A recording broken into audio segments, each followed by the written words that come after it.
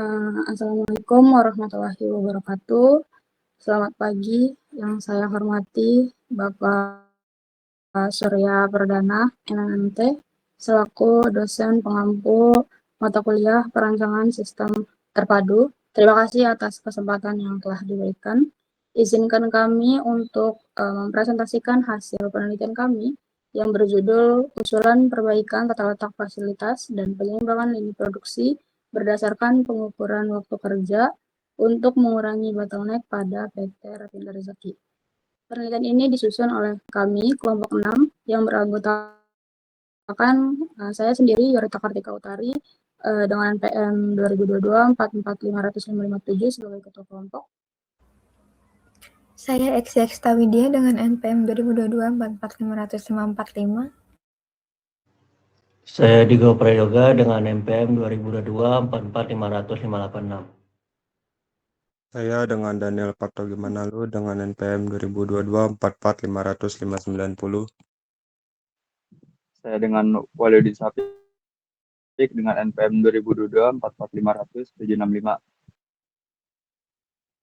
Baik, kita masuk ke pembahasan pertama, yaitu mengenai tantangan produksi yang dihadapi oleh perusahaan ini. Objek pada penelitian ini yaitu PT Rapindo Rezeki. PT Rapindo Rezeki ini beroperasi dengan sistem produksi make to order, yang artinya mereka baru mulai memproduksi setelah adanya pesanan yang masuk dari pelanggan. Produk andalannya yaitu produk industrial bag filter housing. Permasalahan yang terjadi dalam sistem produksi make to order itu jika ada keterlambatan kecil di stasiun kerja bisa langsung berdampak pada kepuasan pelanggan dan juga performa perusahaan secara keseluruhan. Berdasarkan kondisi aktual di perusahaan PT Rapindo itu terdapat permasalahan pada aliran material yang masih belum berurutan, jalur produksi yang masih bolak-balik atau yang bisa disebut sebagai backtracking, dan juga distribusi beban kerja operator yang masih sangat timpang tindih. Selanjutnya akan dijelaskan oleh rekan saya, yaitu Digo. Silakan Digo. Akar masalah ketimpangan waktu proses atau titik bottleneck. Dari grafik terlihat bahwa proses bubut 1 memiliki waktu proses yang paling lama, yaitu 561,01 menit. Yang dimana bubut 1 merupakan nilai yang lebih tinggi dibandingkan proses lainnya, seperti welding sebesar 464,82 menit dan milling sebesar 345,76 menit. Kondisi ini menunjukkan bahwa bubut 1 menjadi bottleneck atau titik hambatan pada lini produksi. Akibatnya material menumpuk sebelum proses bubut 1 karena harus menunggu giliran diproses. Sedangkan proses setelah bubut 1 sering kekurangan material untuk dikerjakan. Oleh karena itu, fokus perbaikan penelitian ini diarahkan pada pengurangan ketimpangan beban kerja agar aliran produksi menjadi lebih seimbang. Selanjutnya, next. Lalu di sini ada kerangka solusi 3 tahap. Untuk mengatasi permasalahan tersebut, penelitian ini dilakukan melalui 3 tahapan. Yang pertama yaitu time study, yang dimana melakukan pengukuran waktu kerja setiap aktivitas untuk memperoleh waktu baku dan menentukan cycle time, yang pada penelitian ini sebesar 561,01 menit. Lalu tahap kedua adalah rebalancing menggunakan metode RPW. Pada tahap ini, 8 aktivitas dikelompokkan kembali ke dalam stasiun kerja baru berdasarkan bobot posisi agar beban kerja setiap stasiun lebih seimbang. Lalu pada tahap ketiga yaitu systematic layout planning atau SLP, yang dimana setelah pembagian stasiun kerja menjadi lebih seimbang, tata letak fasilitas disusun ulang agar sesuai dengan aliran proses baru, sehingga perpindahan material menjadi lebih efisien dan waktu produksi dapat dikurangi. Selanjutnya akan dilanjutkan oleh rekan saya Daniel. Ya, lalu di sini ada usulan stasiun kerja. Di sini untuk menentukan stasiun kerja itu berdasarkan ranked positional weight, lalu berdasarkan cycle time tertinggi dan juga tidak melewati alur proses produksi ya. Jadi yang sebelumnya ada 8 workstation dari pengukuran, cutting, bobot 1, bobot 2, milling, welding, perakitan, dan testing dibuat menjadi 5 workstation yang lebih efisien dan optimal. Ya, yang hasil yang didapat tuh di sini ada workstation pertama ada pengukuran dan cutting dengan cycle time 154,60. Lalu workstation kedua ada bubut dengan cycle time tertinggi yaitu 561,01. Lalu workstation ketiga ada bubut 2 dan milling dengan cycle time 490,63. Lalu ada workstation 4 ada welding dengan cycle time 464,82. Lalu workstation kelima ada perakitan dan testing dengan cycle time 366,91 menit. Selanjutnya, lalu di sini ada precedence diagram atau jaringan operasi. Precedence diagram itu di sini menampilkan alur prediksi yang sebenarnya.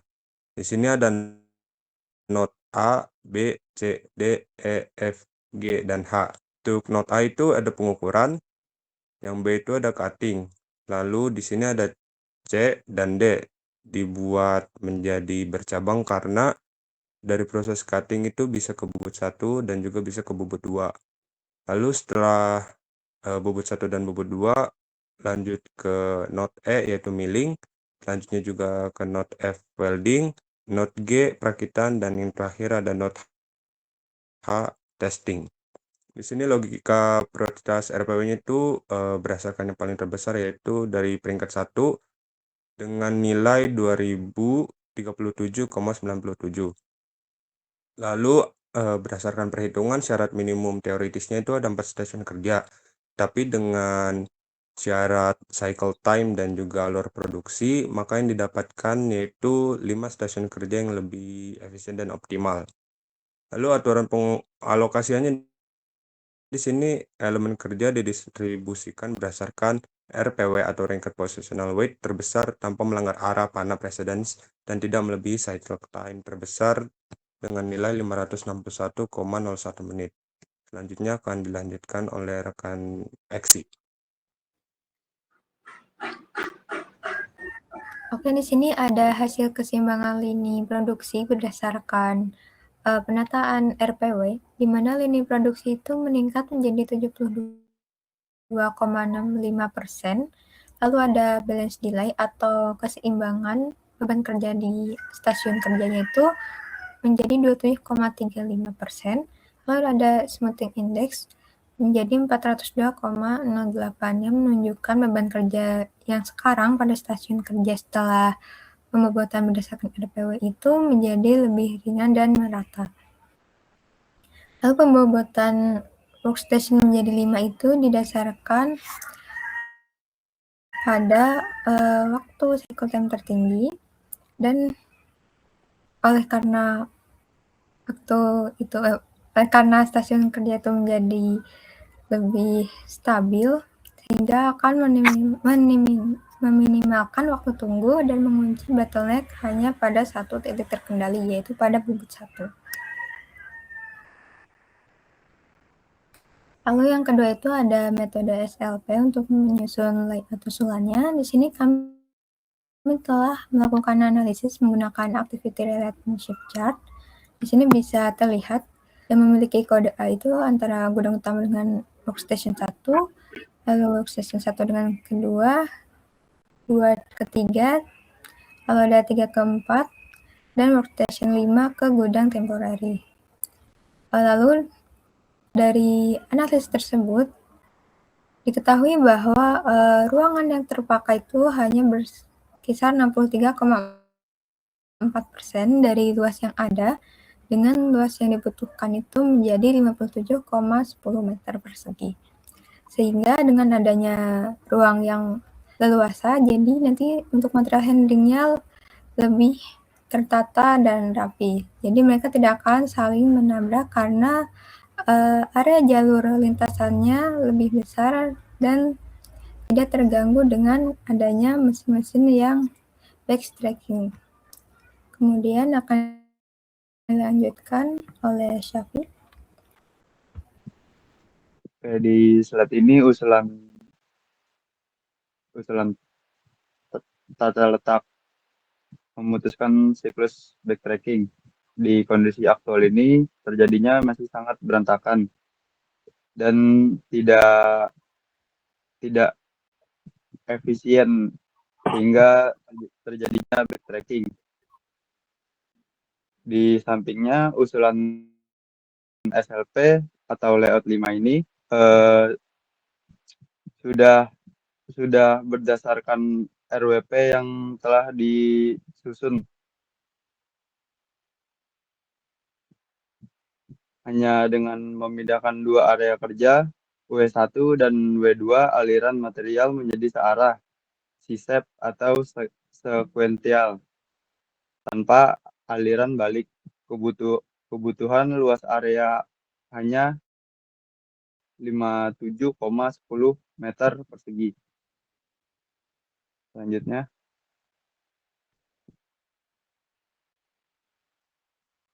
kesimpulan dan rekomendasi tindak lanjut. Yang pertama ada kondisi aktual atau tata letak dan keseimbangan lini. Berdasarkan pengukuran waktu kerja, tata letak aktual tidak efisien dengan aliran material yang berantakan atau backtracking. Keseimbangan lini belum optimal dengan 8 aktivitas terpisah dan bottleneck signifikan pada proses bubu 1 561 menit, menghasilkan efisiensi yang rendah. Yang kedua, usulan keseimbangan lini atau metode RWP. Penerapan metode ranked